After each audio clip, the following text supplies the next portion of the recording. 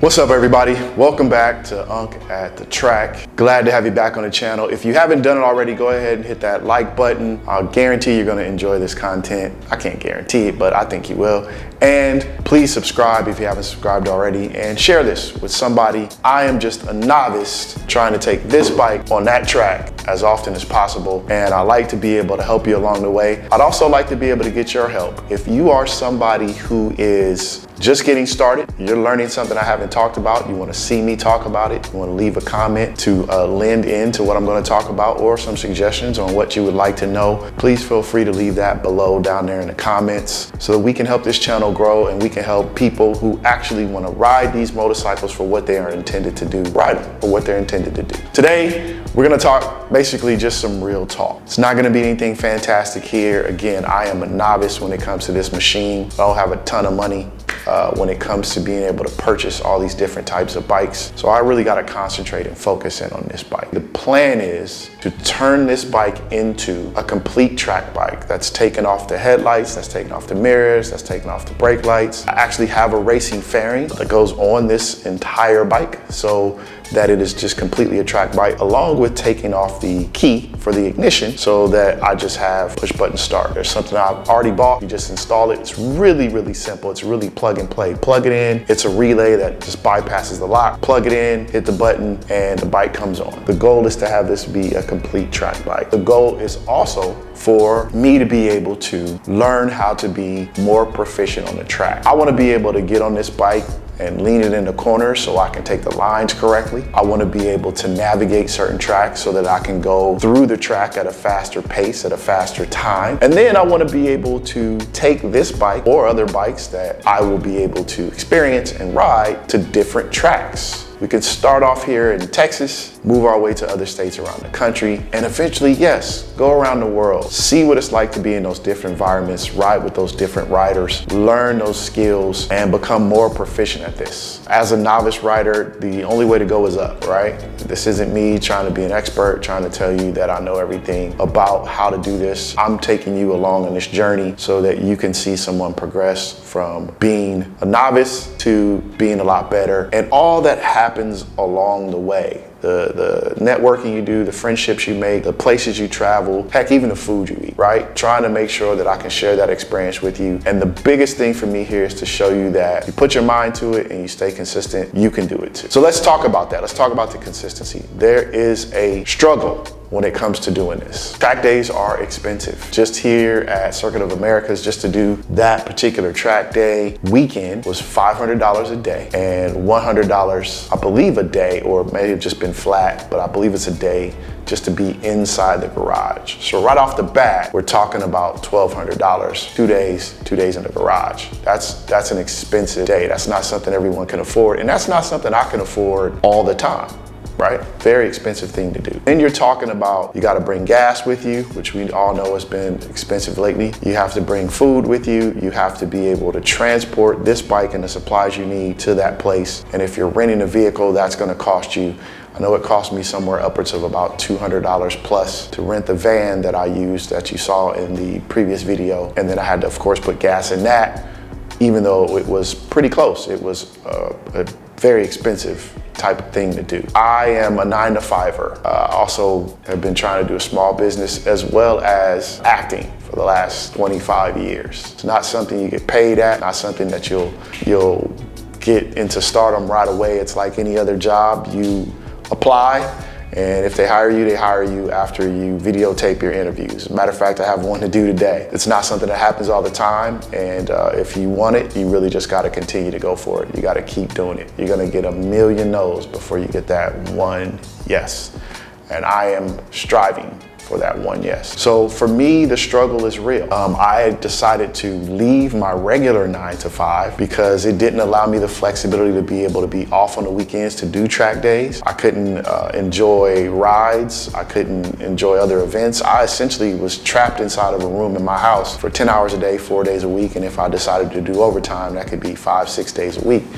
And that's really taxing, especially when you're not getting outside and getting some sun to help change you and put you in a better mood. And so I left that 9 to 5 and I started to just do my own independent work. And then I ended up starting my own production company, as well as a second company. And even within that, it has been a struggle. This is not something where you will just see me talk about I'm gonna be at the track and then, one video later I'm there and I'm filming all of that stuff and I'm meeting cool people. No, you're gonna be a part of that journey and see that for the most part, I'll be speaking to you like any other moto vlogger until I can make that reality real. And I hope that you stick with me through the journey so that you can see exactly what I'm experiencing. If at some point you decide this is what you want to do, then you'll be able to reach out to me. I have no problem with that. Ask me any questions, any help I can lend to help you get to the track, to help you plan getting there, to help you understand more what it's like. If I missed anything or left out any information, I am glad to share that with you. With that being said, with the struggle of being able to make this work, next comes the hustle, and there's that consistency. Whether it's doing YouTube videos like I'm doing now, you got to put them out on a consistent basis to help build up your viewers, help build up your subscribers, and be able to gain just a little bit of traction when it comes to monetizing the channel, right? Have little ads pop up so you get a little bit of money from that. Have more views so that companies start to see, hey, you got some views, maybe we'll help you. You can, of course, get more views and bigger companies may be able to help you. Or YouTube starts to say, hey, you got a certain amount of people, we can pay out a certain amount of money. But you have to be consistent at it and you have to keep going. And I'm gonna tell you this is not my strong suit. Being consistent is not a problem when you're doing something you love. Procrastination is easy for all of us because we get inside our heads, right? We think, oh, that'll never work. We have a fear of success rather than the fear of failure. And so procrastination takes over. You just can't let that win. No matter what it looks like to you, be productive. Doesn't matter what it looks like to other people. Let them be who they are. What does it look like to you? How can you be productive? Even if it's just 10, 20, 30 minutes a day, you did something towards your goal. This is my productivity right here. I am going all in on this channel and this journey so that I can become the person that I know I can be on this motorcycle and in this world of YouTube. So you gotta stick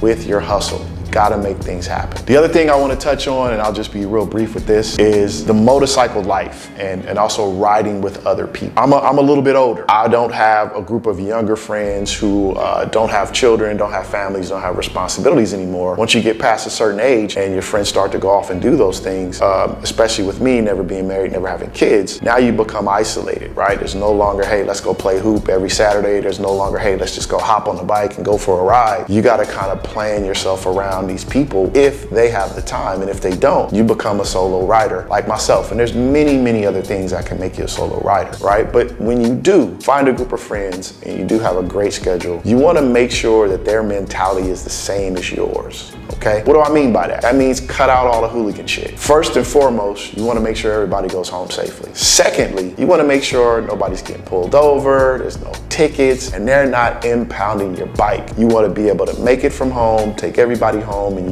you go home. If you're going out for a nice ride, you got a destination, you stop and you want to get some food, all of those things that you want to do in between time, make sure that you are able to do that. And again, make sure you are riding with the proper gear, because even if you're not doing hooligan shit, you're not racing, you're not doing wheelies, you're not falling off your bike, something can happen that makes you go down, and you want to be able to go home with as minimal damage as possible. So show some discipline when it comes to you going out with others. Be patient, right? We all want to go fast on this thing in a straight line. Every time I see a straight line in front of me, I'm going to twist my wrist. That's just how it is. But I'm not going to be so impatient that I got to do that because it's a lot of traffic and I want to get through it quickly. Yeah, I'm gonna do some things that get me through traffic quickly that now in the state of Texas aren't legal.